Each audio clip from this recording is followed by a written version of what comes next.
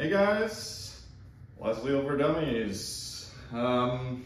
Today we're gonna go through my little bolt spring project I've been working on. Disclaimer, not everybody's gonna need this. I don't sell anything, more of an idea guy. And this kind of project came about because of Autofire. Many have experienced it, some more than others. It is something that is more prevalent with running higher pressure, so you 1100 guys out there. But it can happen at lower pressures. So I've been running through a barrage of tests with my pair of M17s. This is my test mule. This is my OG with my modified regulator. This modified regulator was finicky most of the time. It would go into that Autofire state. My other M17 is sort of my baby, where things that work on this marker, I'll transfer over to that one. And in this case, I've been running identical bolt spring combinations in this marker as I have in my other M17. And they have both performed flawlessly. Except, there may have been a time when I was running in excess of 1300 PSI. That I experienced a little bit of flutter and some, not auto fire, but double fire. And I 100% attribute that to sending way too much pressure down the pipe. So today I'm going to tear this marker down. I'm going to show you what I've done here on the inside. And I'm also going to show you a short edited version of the testing that I go through to come to these conclusions. Now, I don't own a bunch of fancy tools, measuring tools. I am a caliper guy with a brain. And that's all there is to it. Well, it's not that I like, but most of my testing is done by trial and error. If it doesn't work, it doesn't work. I don't build things off a spec, so to speak. Like I said, I just cobble things together, pre-existing parts, and see how they work out. Because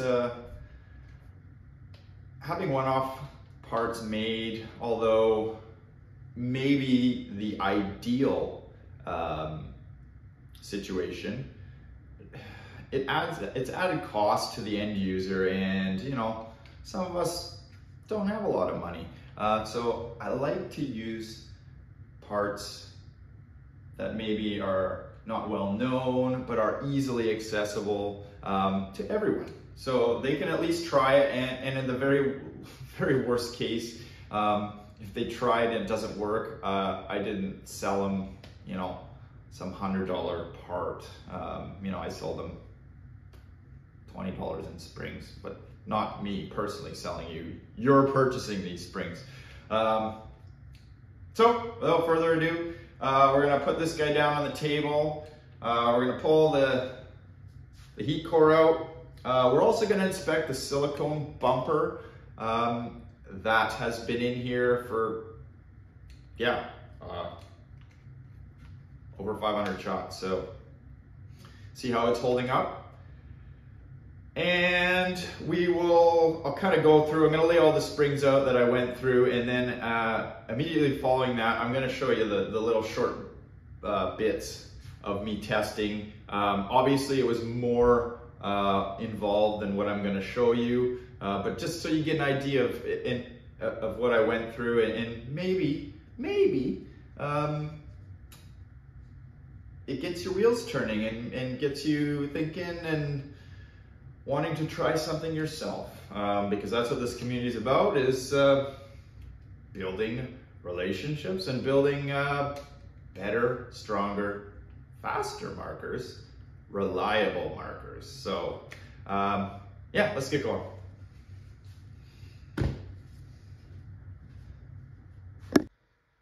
All right, here we go. So I'm just gonna take my barrel out here just to condense everything a little more. Yeah, that was the 684 that I was using for the HP, so it worked wonderfully. Actually, what I got here, I got a couple kicking around. 684 Grimberg HP 68.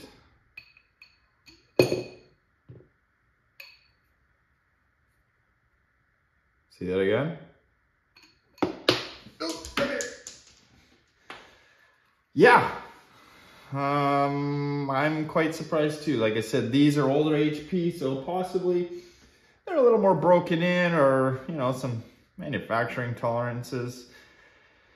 Who knows? But springs. You guys want to see springs? Okay, this is not a maintenance video, so I'm gonna kind of rip through things here. Put my marker into semi, I'll pull the pins.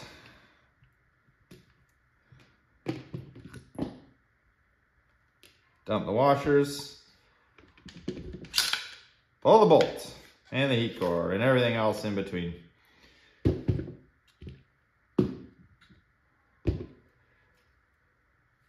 And there it is. It's actually 2 springs. So I am running a standard FSC bolt spring, which is readily available at any paintball shop, and a TIPX bolt spring stacked on top of each other.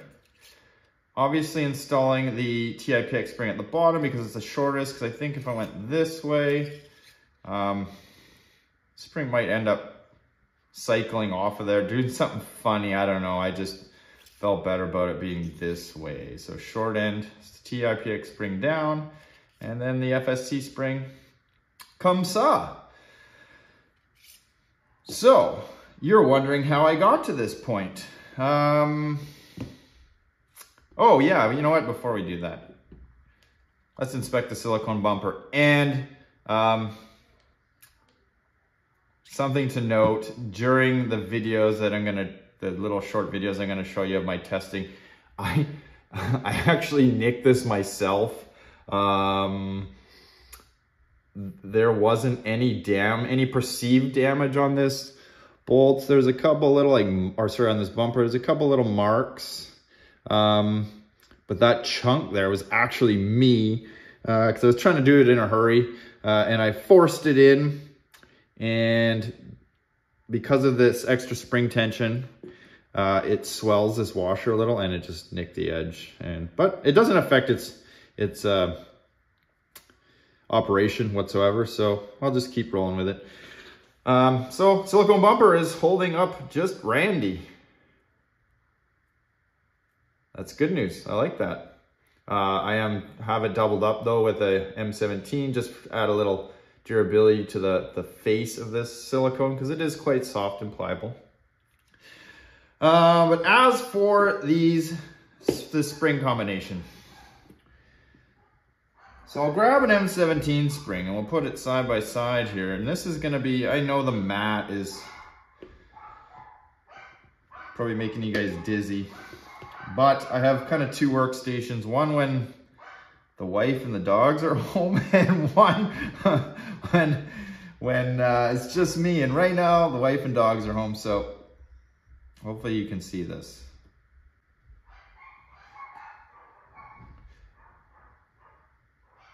The M17 spring is shorter.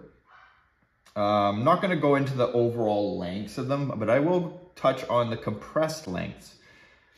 This M17 spring is quite soft, and you can see here I can pretty much compress it by hand all the way flat. Fully compressed using my measuring methods.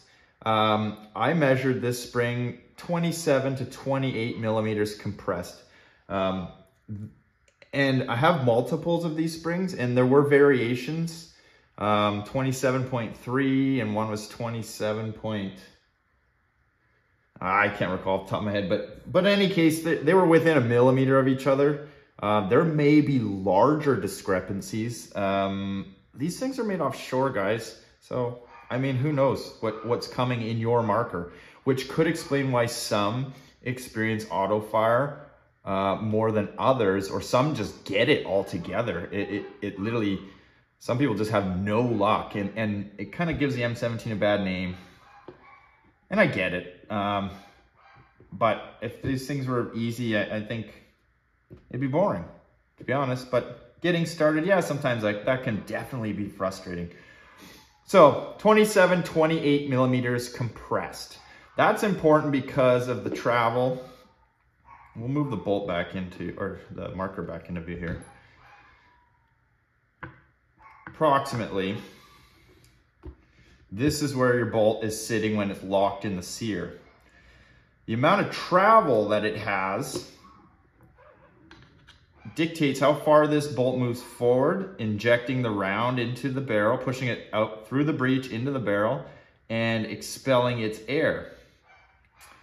So the compressed length is important. So if you shortened, this spring was too long, the bolt could end up compressing this spring fully, short of actually fully injecting that round into the barrel and expelling the air, kind of shy of making a relatively decent seal in the barrel.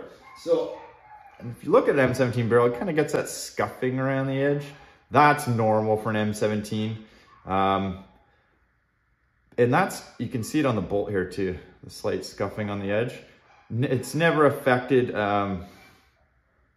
any function of the marker, but that just goes to show this bolt is actually pushing in the round into the barrel before it's releasing. Well, it's sort of simultaneous as it's breaking that breech window and then releasing kind of right about there. So that's important to keep that compressed length so that you're not affecting where that air is released.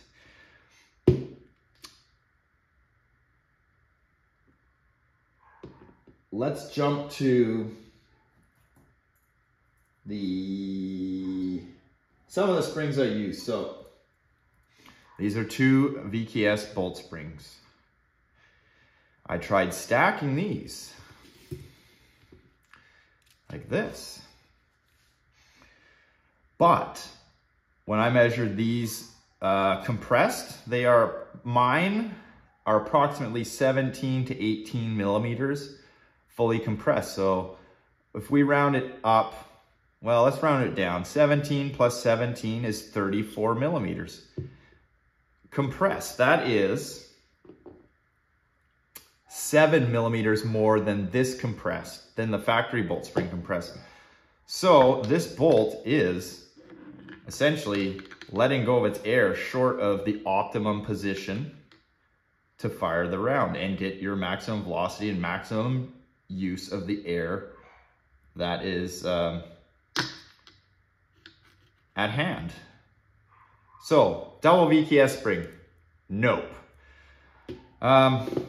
I also tried a double FSC spring.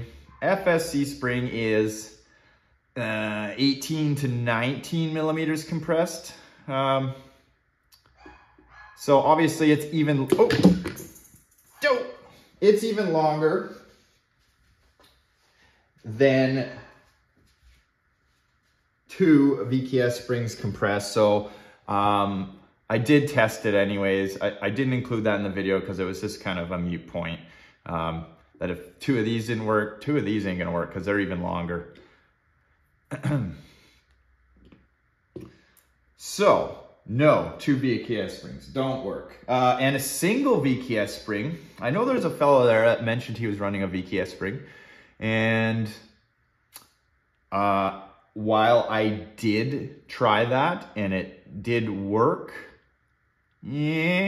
I experienced some auto fire. And the reason for that is you need enough air pressure to cycle this bolt forward and compress this spring enough. So it's hard for me to do this here, but so this bolt's cycling forward and compressing this spring and releasing the air. Now, if it doesn't compress this spring far enough, it will not send the bolt back hard enough to overcome the refilling of the air chamber, and it goes into auto fire. And the reason for that is because it didn't send it back far enough for the pin.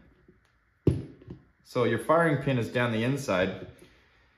Once it breaks this plane, the air is released. But it goes the same way. When it's coming back, this chamber is filling. It's almost instantaneously. So as it fired, the air is released out of here, and then air from your bottle begins to refill this chamber. Now, if the pressure is too great and the spring pressure is not adequate, what happens? It tries to force back and close that pin on your heat core, and it doesn't. It actually starts blowing it forward again, and then it goes into this vicious cycle all the way till it's empty. That is one reason for auto fire. I mean, there's some other reasons. Sear contact, mainly due to sear spring pressure because of the design of the M17 and its fully automatic system. It has a sliding, what I like to call a sliding sear, and if you're running high pressure, it can actually overcome the sear and just release, and then away you go. Your mark goes into auto fire. I'm kind of getting a little off the beaten path there, but I'm trying to help you understand why the spring combination that I chose is better, but not so much. You're gonna think it's, when I give you the measurements on it, it's gonna sound wrong, and that is where my trial and error testing comes in, because what seems incorrect on paper didn't affect my velocity, my feet per second, in any manner, and only improved my reliability because I was having intermittent auto fire with this reg. And the reason for that reason for that with this reg is a similar lines, that the spring pressure isn't enough to overcome this, but it's more so prevalent in this because I have the drilled regulator. So the air is dumping into this thing like crazy. So I'm up against even a thicker brick wall here, guys. So, but people experience it with intact bypass regulators. So BKS springs, we know, out. 2 FSC springs, out. And what I came to was the TIPX and the FSC bolt spring, which are 2 very common bolt springs of good quality, of known good quality. These are manufactured specifications. They're not some Chinese, well, they're probably made in the same place, but these are probably, I don't know, hardened, shot peened, I don't know, but they're better. I can tell you just from experience, these are better than any Chinese spring that I've tried. And I've tried a lot. So FSC spring, I said, was 18 to 19 millimeters compressed, which makes, 18 to 19 millimeters compressed, and the TIPX spring compressed is 12 millimeters, 12 to 13. So you do the math. 18 plus 12 is 30.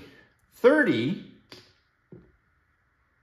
is 2 to 3 millimeters longer compressed length. But you can see here, my setup is actually longer, and that bodes well for resetting the bolt, because that extra length helps guide that bolt right back into its place. But more importantly, you're asking yourself, it's longer, so didn't this bolt short cycle and not fully release its air in the correct or optimum location. On paper, yes. In real life, as you'll see in the videos that are coming up here, if you continue to watch, that it didn't. It performed identical, if not better, arguably better. The results you'll see, I mean, it could be skewed. I didn't refill my tank, but the velocity with this spring and this in this combination were nearly identical. Difference being, this one I haven't experienced any problems except when I ran, yeah, and I'll show you something here now. When I ran that 1300, I believe is when I did this to the spring. So this spring, this is a TIPX spring I've been using throughout all my testing. I did not change it. Even though I noticed after the fact, after my high pressure mishap, this spring is slightly deformed, which tells me it got mashed hard. I know it's hard to detect, but you can kind of see the coils are kind of all out of place there. But you know what? These two buggers, they still kept firing. But the damage that occurred to this was 100% from me slamming it with ungodly amounts of pressure. But I had to test it for the sake of these videos, really. So this is a TIPX spring, what it looks like when it's brand new. This is brand new, like brand new, never been used. So you can see it is quite a bit shorter. But I assure you that they are the same, and it's not an optical illusion, but your springs do take a pounding regardless. The M17 spring, it shrinks about, starts at 125, I think, and this is probably around 120-ish now after getting pounded on. So it lost, 5 millimeters. This one obviously lost a little more than that, but like I said, this one, I've been abusing it hard. And regardless of that, it has continued to function in the marker without issue. So, TIPX bolt spring, FSC bolt spring. A match made in heaven? Maybe. But it's out there now, guys, so they're cheap. You can find them Rockstar Tactical. What else got an Ann's Gear?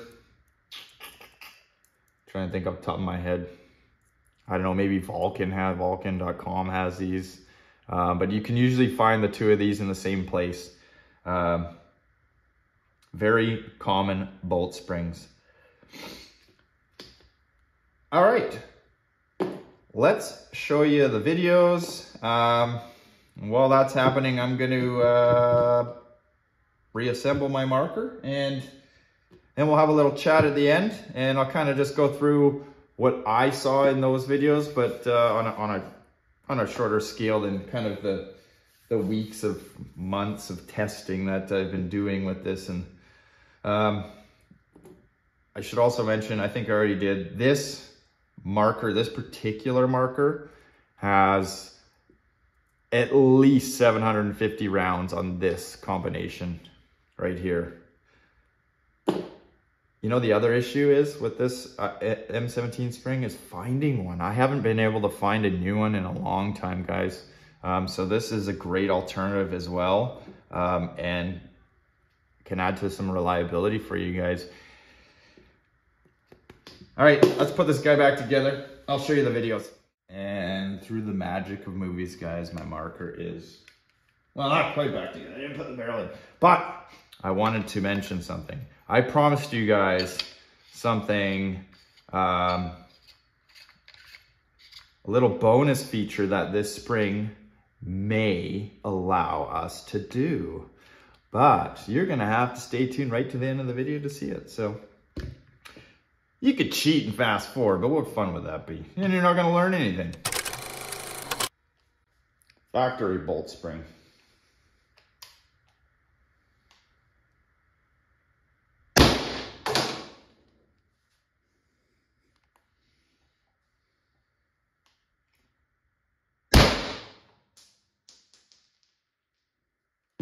Borrow 6.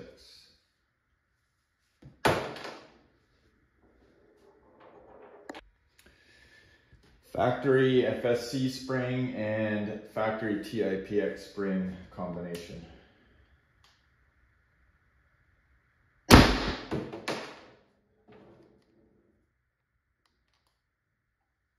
$400.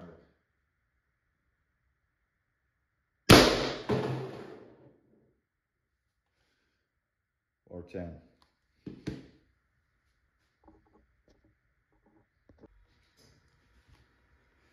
Double VKS bolt spring.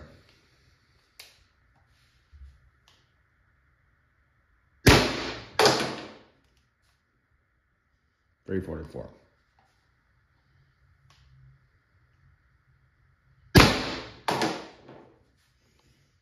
$332.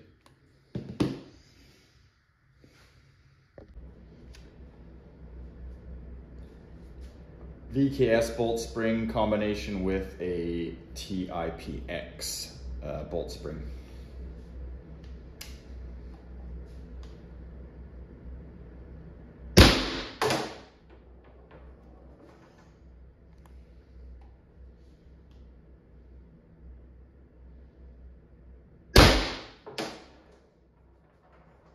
$398.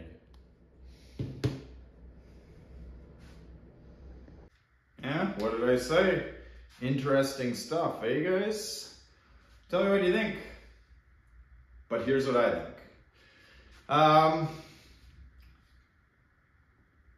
The factory bolt spring performed well.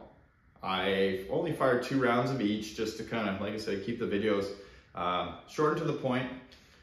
But 400 or 4, I'm not going to remember the numbers right off the top of my head. Those were done earlier, but I'm going to give you just the short gist of it. 400 to 410 with an 850 PSI tank in my M17. Then I installed the FSC bolt spring and the TIPX bolt spring stacked. 400, 410 FPS. So there were some small variations in those numbers, but you can attribute that to a diminishing tank. 850 PSI output. It's a big one, so it wasn't like a huge drop, but you do get diminishing results with HPA. You know, it's barely detectable, but it's there. Next, I did, what did I do next? Oh, I did trying to remember the order I did the video in. I did the double VKS. Well, whether it's in order or not, double VKS. It lost like 50 FPS, which that goes with the whole, your bolt short cycling. It wasn't injecting that round far enough. It was prematurely airing it. Yeah, you know. It was prematurely dumping its air, which is inefficient use of its air. So the double VKS spring was definitely out. You don't want to see a 50 FPS loss. Obviously, 2 FSC springs, being that they're actually longer, would probably even show a greater loss. That bolt would probably be dumping the air like mid-breach or something along those lines. And the other one I did was the VKS bolt spring and the TIPX spring stacked, and it did pretty good. Honestly, if you got a VKS bolt spring and a TIPX spring, run them. My concern is that when and if these bolt springs the VKS springs become unavailable, or you have to buy it from a less than reputable source, that, well, we need alternatives. And this is definitely one. But I will reiterate that this is not for everybody. I know I'm going to get comments in mail saying, and I know that, and I've already had them, people shooting their M17 bone stock factory, haven't done anything to it, and it is working beautifully, and I am so happy for you. But they are not all the same. Some people just got better luck, I don't know, horseshoes, whatever it is. I can honestly say my new M17, that's what I feel like. I feel like I got horseshoes. I don't know, that one I haven't done anything to. No sear spring, no nothing. It's just working. I did upgrade the bolt spring, obviously, and I have a silicone bumper in it, but that's it. I haven't touched a trigger group in the other one.